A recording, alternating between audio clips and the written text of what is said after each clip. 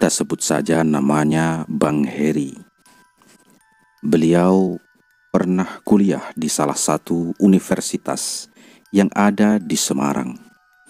Universitas yang cukup terkenal. Saat itu, Bang Heri ketika lulus kuliah tidak langsung mudik ke kampung halaman, tapi dia mencoba dulu untuk mencari pekerjaan di sekitaran Semarang. Waktu itu, sekitar akhir tahun 1980-an. Sarjana pun sudah susah untuk mencari pekerjaan. Sehingga pekerjaan apapun akan dilakukan Bang Heri, asalkan dia bisa mendapatkan bayaran. Sambil menunggu mendapat pekerjaan yang cocok di hatinya, akhirnya beliau memberanikan diri untuk menerima satu tawaran pekerjaan yang agak unik. Pekerjaannya adalah pengemudi mobil pengantar jenazah.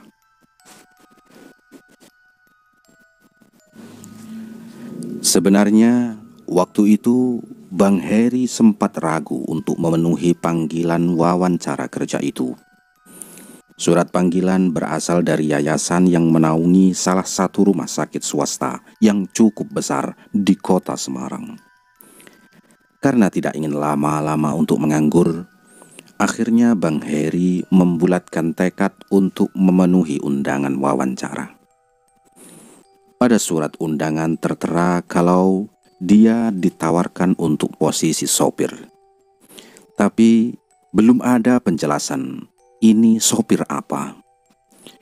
Gedung rumah sakitnya cukup besar. Yang dia tahu, rumah sakit itu sudah berdiri puluhan tahun. Dengan arsitektur bangunan lama, gedung ini terlihat sedikit menyeramkan. Ditemani seorang teman yang bernama Fuad, Bang Heri berjalan memasukinya. Karena ini wawancara kerja pertama setelah baru 1 bulan lulus kuliah. Bang Heri cukup tegang dan gugup waktu itu. Tapi alhamdulillah, singkatnya wawancara berjalan lancar. Beliau diberi kesempatan beberapa hari untuk berpikir apakah menerima pekerjaan itu atau tidak. Sebenarnya Bang Heri yang meminta waktu karena dia cukup kaget ketika mendengar detail-detail pekerjaannya. Kenapa dia bisa kaget? Karena ini bukan pekerjaan sebagai sopir biasa, melainkan sebagai sopir mobil pengantar jenazah. Selang beberapa hari dan dengan pertimbangan yang matang, akhirnya Bang Heri memutuskan untuk menerima pekerjaan itu. Hitung-hitung sambil menunggu mendapatkan pekerjaan yang cocok di hatinya. Hari pertama kerja, Bang Heri langsung diperkenalkan dengan kendaraan yang akan dia gunakan sebagai pengantar jenazah. Mobil van berwarna putih, produksi Amerika, buatan tahun 1970-an. Pada waktu itu pun mobil sudah cukup tua, hampir 20 tahun umurnya, tanpa lampu sirine di atasnya. Bang Heri juga ditugaskan untuk merawat mobil dikala sedang tidak menjalankan tugas, karena memang tidak setiap hari juga ada orang yang meninggal di rumah sakit itu atau di tempat lain. Bang Heri harus memastikan mobil dalam keadaan siap pakai pada saat dibutuhkan. Ada peristiwa aneh di mobil ini ketika awal beliau bekerja. Pada suatu siang, Bang Heri ngantuk berat. Mungkin sebelumnya terbiasa tidur siang karena memang dia sebelumnya pengangguran. Bang Heri pun mencoba tidur di bagian belakang mobil. Oh iya, mobil van ini pada bagian belakangnya ada tempat duduk memanjang dari depan ke belakang pada sisi kirinya. Di tengah-tengah ada ruangan yang disiapkan untuk keranda jenazah. Nah, di kursi panjang di belakang itulah Bang Heri tidur terlelap. Di dalam tidur, dia bermimpi aneh. Di dalam mimpinya, Bang Heri seperti tersadar, dan ternyata dia tertidur di atas keranda jenazah. Di kanan kiri duduk orang-orang yang tidak beliau kenal. Mereka berwajah asing dengan raut muka yang sedih, dan ada pula yang menangis. Dalam kebingungan, Bang Heri coba menggerakkan badan untuk berdiri. Ternyata badannya tidak bisa digerakkan. Sama sekali tidak bisa digerakkan. Karena ternyata tubuh Bang Heri sudah terbungkus kain kafan dengan ikatan persis seperti pocong. Bang Heri panik, ketakutan. Lalu, Mas, bangun mas. Tiba-tiba Bang Heri terbangun oleh suara Pak Slamet. Pak Slamet adalah karyawan rumah sakit itu juga. Kebetulan beliau melihat Bang Heri tidur sambil mengigau di dalam mobil jenazah. Setelah kejadian itu, beliau tidak pernah lagi di dalam mobil itu. Tidak berani. Setelahnya, rata-rata sekitar 1 minggu sekali, Bang Heri mengantarkan jenazah. Kadang ada yang diantar ke rumah duka. Ada pula yang diantar langsung ke peristirahatan terakhir, yaitu pemakaman. Pada awalnya, agak aneh di dalam menjalani pekerjaan ini. Tapi lama-kelamaan, Bang Heri jadi terbiasa dengan suasananya. Walaupun banyak kejadian seram yang beliau alami selama hampir 1 tahun menggeluti pekerjaan ini. Kali ini, Bang Heri menceritakan salah satu kejadian seram yang terjadi pada sekitar 6 bulan setelah mulai bekerja. Beliau masih ingat, malam itu diharuskan menjemput jenazah di rumah duka yang letaknya di daerah Barusari, bagian selatan kota Semarang. Rencananya, jenazah akan dimakamkan malam itu juga di kota Solo. Cukup jauh memang. Perjalanan ke Solo waktu itu memakan waktu sekitar 3 jam. Sekitar jam 8 malam, Bang Heri tiba di rumah duka. Beliau memarkir mobil jenazah di depan rumah. Hanya terlihat beberapa orang berdiri menyambut. "Tunggu sebentar ya mas, jenazahnya sedang disiapkan," ucap salah satu orang yang ada di situ. Iya pak, saya tunggu," jawab Bang Heri sambil tersenyum. Yang dia tahu, jenazah yang akan diantarkan adalah laki-laki berumur 45 tahun yang meninggal mendadak pada siang harinya karena serangan jantung. Rumah duka kali ini suasananya agak berbeda. Sebelum-sebelumnya, ketika beliau datang ke rumah duka, suasana terbilang ramai dengan keluarga atau tetangga. Kali ini, walaupun rumahnya terbilang rumah yang besar dan cukup mewah, namun hanya sedikit orang yang terlihat. Di dalam rumah juga hanya ada beberapa orang yang terlihat mengaji di sekeliling jenazah. Cukup sepi untuk ukuran rumah yang sedang berkabung itu.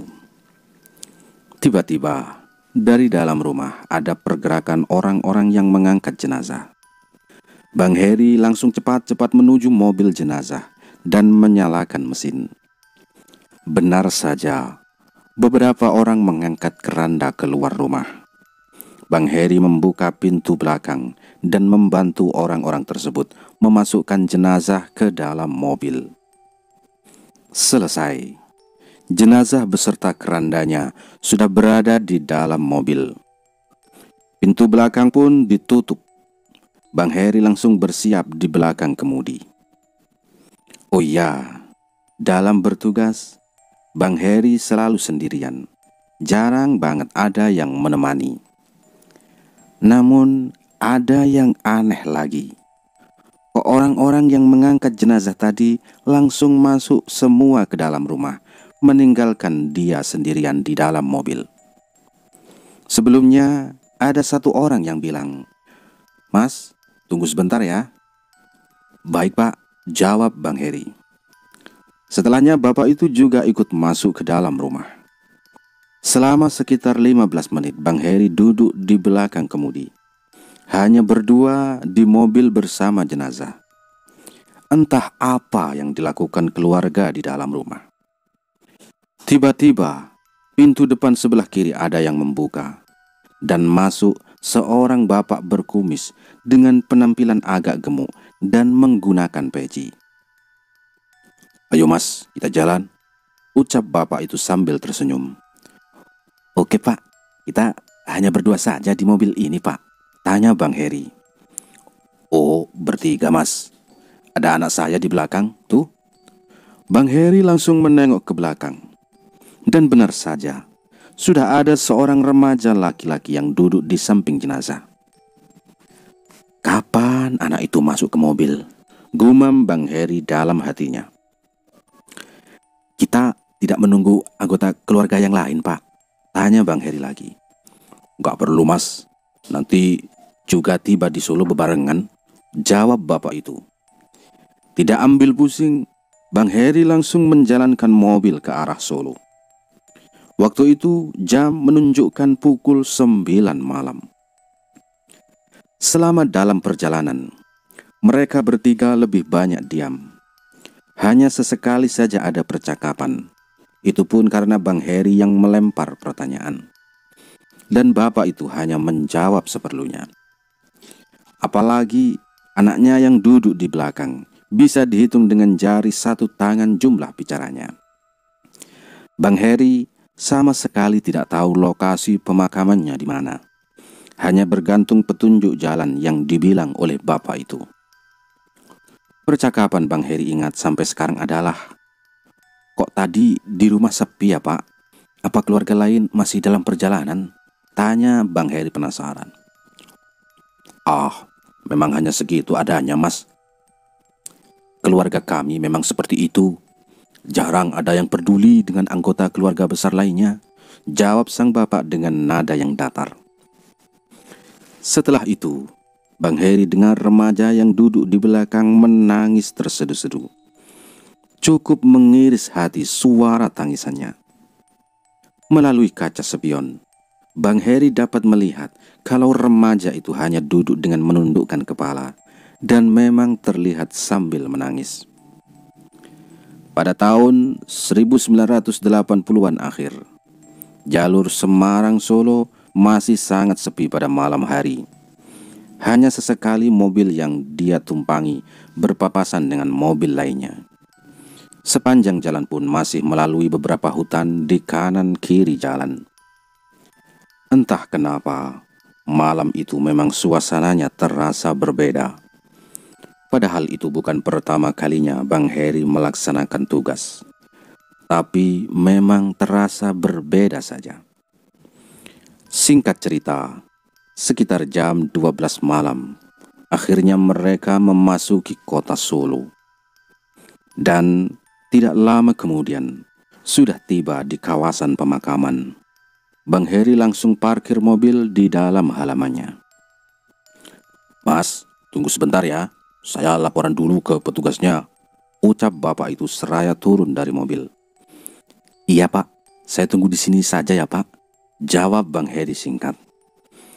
Setelah itu, cukup lama bapak itu pergi. Kira-kira lebih dari 30 menit. Tiba-tiba Bang Heri teringat kalau ada remaja yang duduk di belakang bersama jenazah. Sontak saja, Bang Heri langsung nengok ke belakang. Ternyata remaja itu sudah tidak ada. Entah kapan turun dari mobil, Bang Heri tidak pernah menyadarinya. 1 jam berlalu, bapak dan remaja itu tidak kembali juga ke mobil. Bang Heri sudah mulai merinding dari situ. Mau turun mobil pun tidak berani, karena Bang Heri tidak pernah diperbolehkan meninggalkan mobil jenazah dalam kondisi apapun kalau di dalamnya masih ada jenazahnya. Itu adalah pemakaman yang cukup besar, yang letaknya tidak jauh dari kampus Universitas 11 Maret.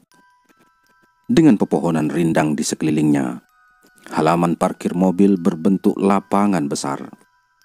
Bang Heri parkir di depan bangunan yang harusnya itu adalah kantor pengurus pemakaman. Tetapi anehnya, bangunan itu seperti tidak ada penghuninya. Tidak ada seorang pun yang terlihat. Selain itu, lampunya pun tidak ada yang terlihat menyala. Gelap gulita. Jam 1 malam. Hanya gelap yang bisa terlihat sejauh mata memandang. Tidak ada ramai-ramai orang yang sedang sibuk mempersiapkan liang kubur selayaknya ada orang yang baru meninggal.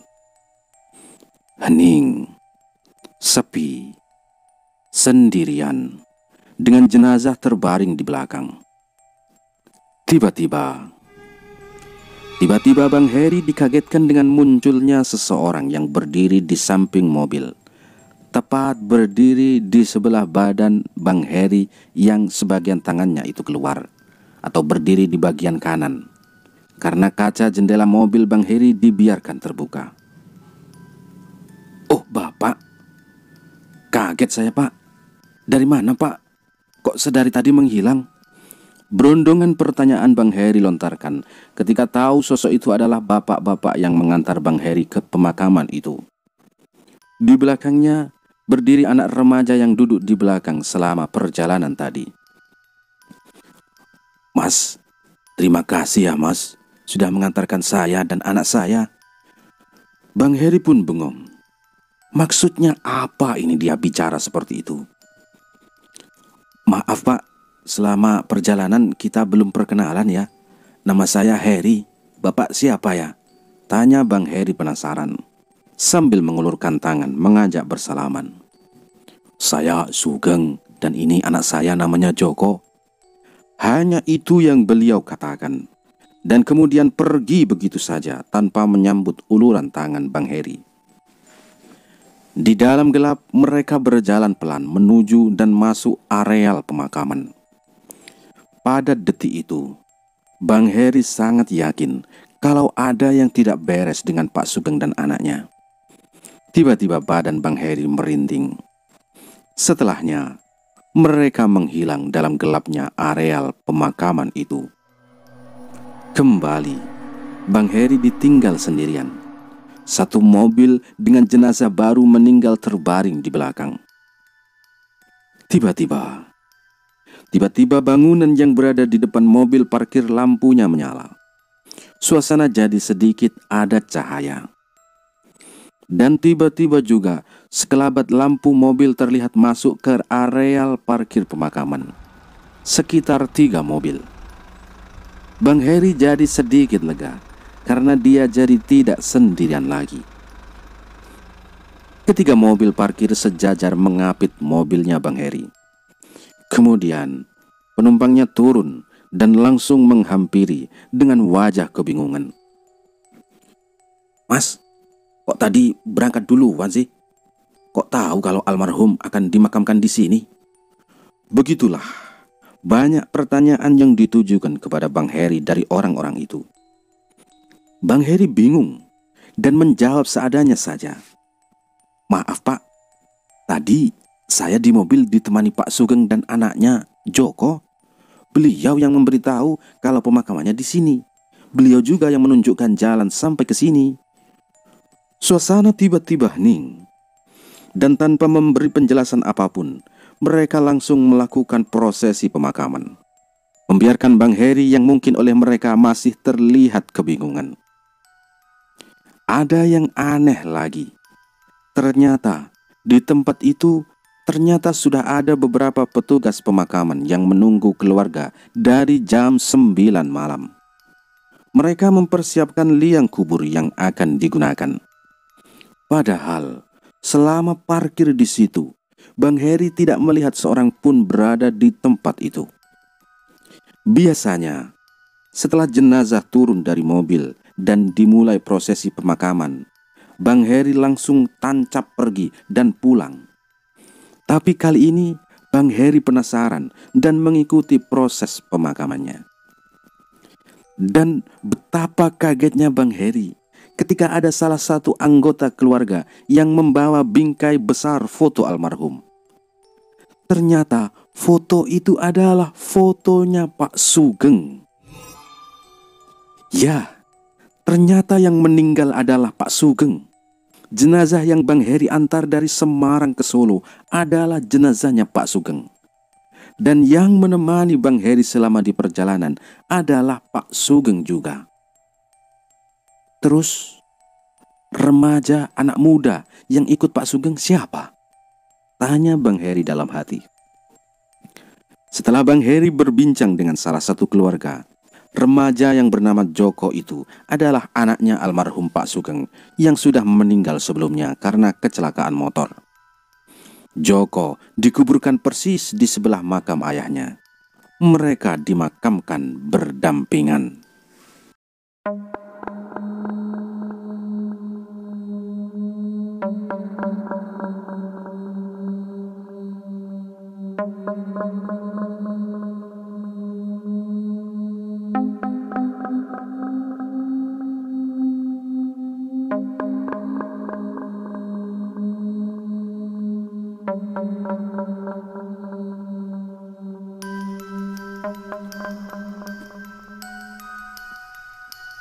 Pekerjaan Bang Heri sebagai sopir mobil pengantar jenazah ini tidak terikat jam kerja.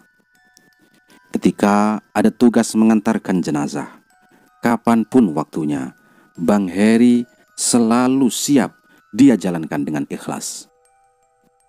Seperti ketika kejadian yang akan dia ceritakan berikutnya. Pada suatu malam, ketika baru saja sampai di tempat kosnya, tiba-tiba ibu kos bilang, ada telepon dari rumah sakit. Waktu itu jam menunjukkan 10 malam. Rumah sakit mengabarkan bahwa ada kecelakaan bis yang terjadi di daerah Bergas. Bergas ini sekitar 1 jam perjalanan dari kota Semarang. Ketika ada kecelakaan yang memerlukan bantuan mobil jenazah, dapat dipastikan ada beberapa korban yang meninggal. Innalillahi wa inna ilaihi roji'un, ucap Bang Heri setelah mendengar berita itu. Bang Heri langsung bersiap-siap lagi dan bergegas menuju rumah sakit yang jaraknya tidak terlalu jauh dari tempat kos di mana beliau tinggal. Sesampainya di rumah sakit, Bang Heri langsung berangkat ke tempat kejadian kecelakaan. Pihak rumah sakit bilang, sudah ada dokter dan perawat yang berangkat terlebih dahulu. Seperti biasa, Bang Heri jalan sendiri. Singkat cerita, sekitar 1 jam perjalanan, sampailah Bang Heri di lokasi kecelakaan. Waktu itu, jam sudah menunjukkan hampir pukul 12.30 malam. Menurut informasi petugas yang ada, kecelakaan terjadi karena ada 2 bis besar yang bertabrakan langsung. Belasan penumpang meninggal dunia. Sebagian korban sudah dibawa ke rumah sakit terdekat, dan Bang Heri ditugaskan membawa jenazah yang tersisa di lokasi, karena sebagian sudah dibawa oleh ambulan dan mobil jenazah yang datang di awal. Bang Heri perhatikan, masih ada beberapa jenazah di pinggir jalan yang masih tergeletak tertutup kain. Beberapa polisi dan orang yang ada di situ langsung mengangkat 3 jenazah dan membawanya masuk ke dalam mobil.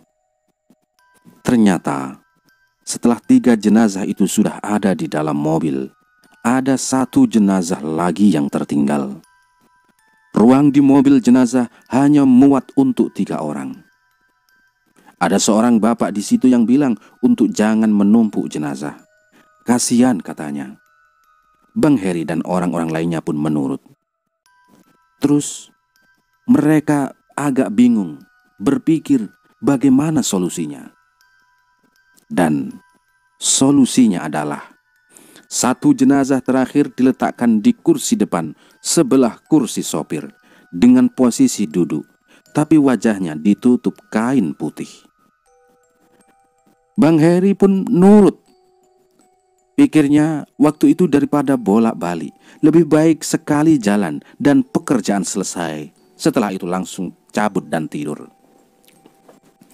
Setelah selesai semuanya, Bang Heri pun jalan ke rumah sakit, ditemani 4 jenazah dalam satu mobil dan tanpa pengawalan. Tahun 1980-an itu, jalur Bergas Semarang masih sangat sepi. Kanan kiri masih banyak ditemui pohon-pohon besar pada kiri kanan jalan. Sepanjang jalan hanya terdengar suara mesin mobil.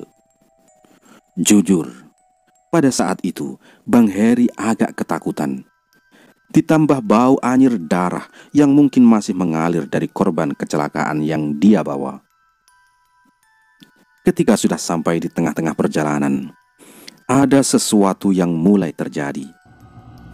Bang Heri mendengar ada suara tangisan perempuan di belakang mobil, tempat di mana 3 jenazah terbaring. Bulu kuduk Bang Heri langsung berdiri. Refleks, Bang Heri langsung melirik ke kaca spion. Benar saja, ada sesuatu di belakang. Bang Heri melihat ada orang dengan posisi duduk. Bukan hanya 1 orang, tapi ada 3 orang yang terlihat. Posisi mereka duduk berjajar ke belakang. Setelah terdengar suara perempuan, berikutnya ada suara laki-laki yang terdengar seperti mengerang menahan sakit. Sekali lagi, Bang Heri melirik ke kaca spion. Ternyata yang duduk di belakang adalah 1 laki-laki dan 2 perempuan.